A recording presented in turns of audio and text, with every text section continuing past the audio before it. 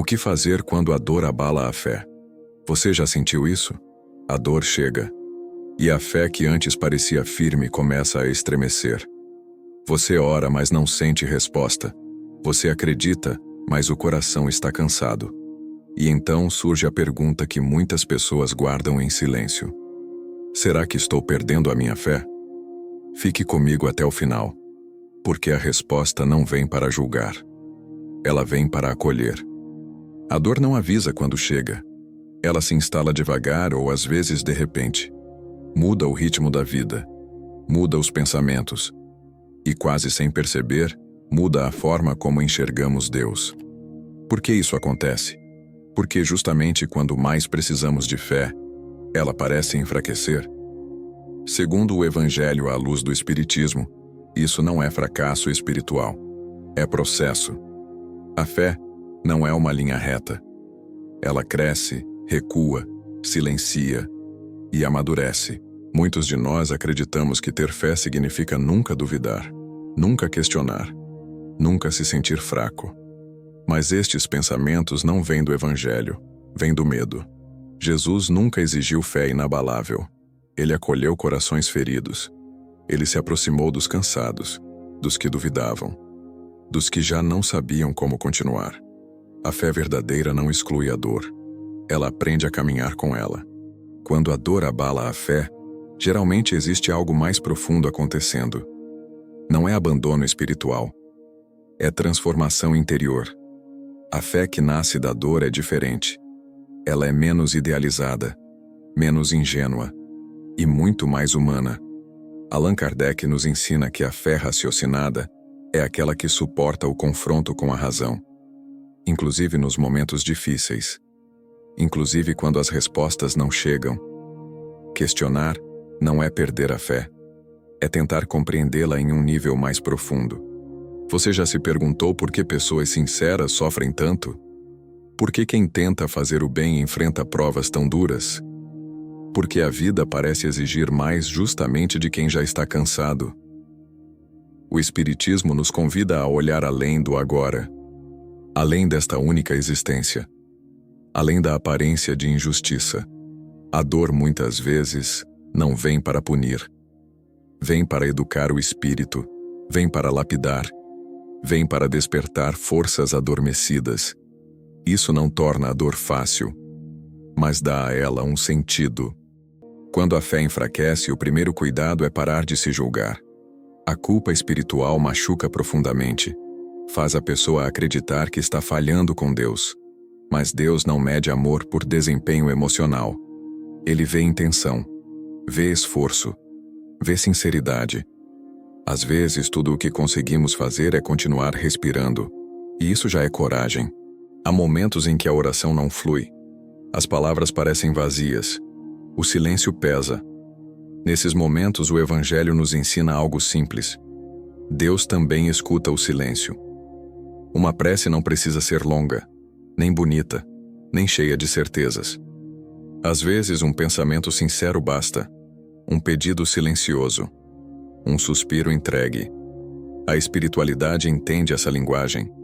Você já percebeu que algumas dores não pedem explicação, mas presença? Nem tudo precisa ser entendido agora. Nem tudo será resolvido nesta vida. O Espiritismo nos lembra da imortalidade da alma, da continuidade da existência, do tempo como aliado do espírito. Isso não elimina o sofrimento, mas alivia a urgência. E a urgência é o que mais machuca a fé.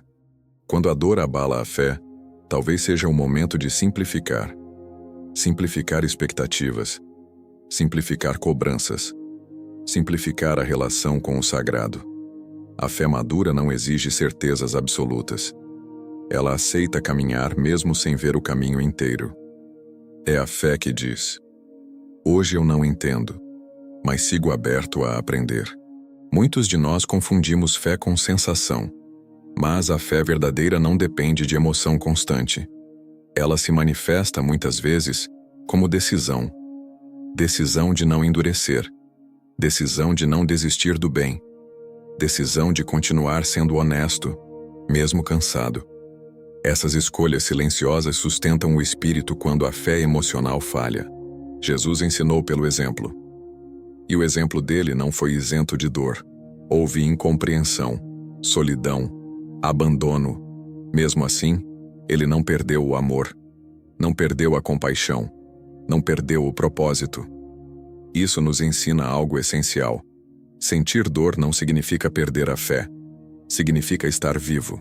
A fé que atravessa a dor se torna mais compassiva, mais humilde, menos julgadora. Muitas vezes só desenvolvemos empatia verdadeira depois que suas próprias certezas se quebram.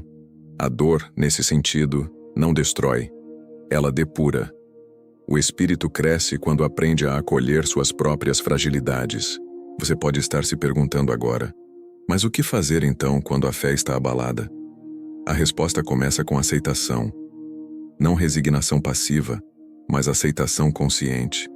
Aceitar o momento atual sem rotular como um fracasso espiritual. Aceitar que existem fases de recolhimento, de silêncio, de reconstrução interior. O Evangelho segundo o Espiritismo nos lembra que ninguém caminha sozinho. Mesmo quando não sentimos, há amparo, há presença, há cuidado. Os benfeitores espirituais não retiram a prova, mas sustentam o espírito durante ela. Muitas vezes, o auxílio vem em forma de força inesperada, ou de uma palavra que chega no momento certo, ou simplesmente da capacidade de continuar. Quando a fé enfraquece, ela não desaparece, ela se recolhe, descansa, se reorganiza.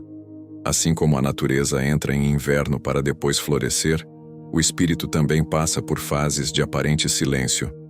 Isso não é abandono, é preparação. Há dores que não pedem respostas imediatas, pedem tempo, pedem escuta interior e, sobretudo, pedem que a pessoa pare de lutar contra o que sente. A fé não se fortalece na negação da dor, mas no reconhecimento sincero do próprio limite.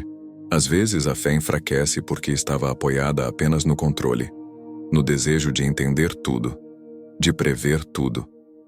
Quando a vida foge desse controle, a fé precisa aprender algo novo, confiar mesmo sem garantias. E isso assusta, mas amadurece. O Evangelho nos ensina que confiar não é cruzar os braços, é permanecer aberto, é não endurecer o coração. Mesmo sem clareza, a alma que confia continua disponível ao bem, continua escolhendo a gentileza, continua semeando luz, ainda que esteja em sombra. Com o tempo, a dor deixa marcas diferentes. Ela não some da memória, mas já não governa o coração.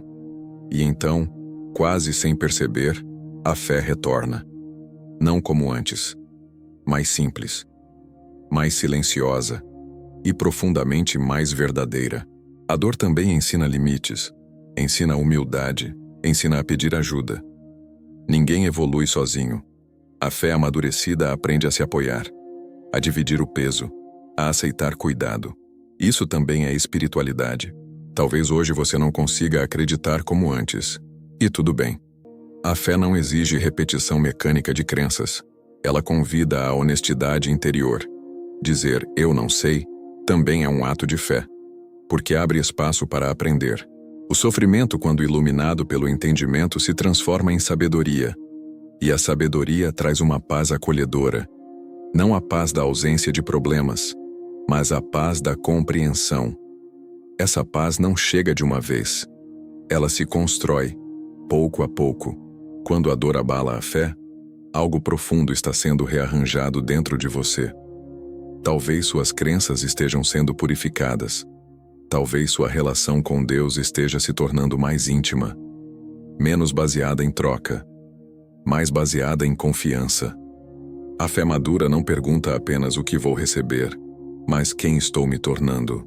Continue caminhando, mesmo devagar, mesmo sem respostas completas. A espiritualidade valoriza cada esforço invisível, cada noite superada, cada lágrima silenciosa. Nada passa despercebido quando o coração permanece sincero. Talvez ao final desta reflexão, você perceba algo importante. A fé não precisa ser forte o tempo todo. A fé precisa ser verdadeira. E a fé verdadeira aceita o cansaço, aceita a dúvida, Aceita o processo. Confie. Mesmo quando a dor abala a fé, o espírito continua sendo cuidado. Siga com serenidade. Um passo de cada vez. Porque a fé pode vacilar, mas o amor divino jamais se afasta de quem escolhe continuar.